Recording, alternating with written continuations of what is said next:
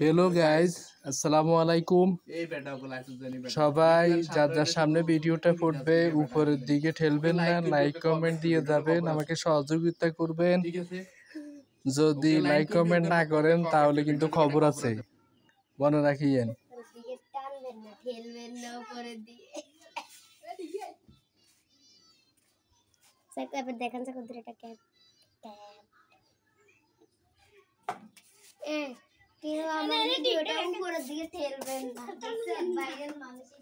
Record হয়েছে তো।